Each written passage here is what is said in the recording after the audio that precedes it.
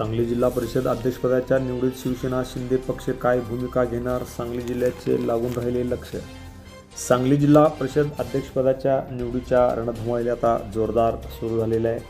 महाविकास आघाडीच्या विरोधामध्ये भाजपाचे महायुती यांच्यामध्ये जोरदार रस्सीखेच सुरू झाली असताना सुद्धा सांगली जिल्हा परिषदेच्या अध्यक्षपदावरून शिवसेना शिंदे पक्षाची काय भूमिका राहणार याकडे संपूर्ण सांगली जिल्ह्याचे लक्ष लागून राहिले आहे. कालच शिवसेनेचे मंत्री शंभूराजे देसाई यांचा सांगली जिल्हा दौरा झाला.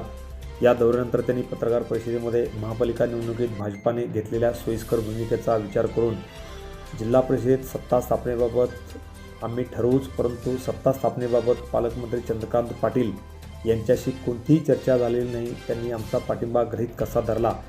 गरज भासली की त्यांच्याकडून चर्चा होतात, पण आमचा निर्णय ठरवणारे भाजप कोण, असा प्रखड सवाल त्यांनी व्यक्त केला असून एका लग्नाने बाई म्हातारी होत नसते हे निवडणूक निकालानंतर भाजपला कळले. अति तिथं माती झाली. त्यानंतर सत्ता स्थापनेबाबत आमच्याबरोबर बोलणे झाले, पण नंतर राष्ट्रवादी काँग्रेस अजित पवार पक्षाला महानगरपालिकेमध्ये बरोबर घेण्यात आले. हा पक्ष देखील महायुतीतील घटक पक्ष आहे. आम्हाला काही अडचण नाही, पण नगरपालिका व महानगरपालिकेत महायुतीच्या कोर कमिटीच्या बैठकीत टोकाची भूमिका घेऊ नयेत असे जाहीर केले होते. ते भाजपकडून सांगली महापालिकेसाठी पाळले गेले नाही. हा अनुभव आता शिवसेनेला आला आहे.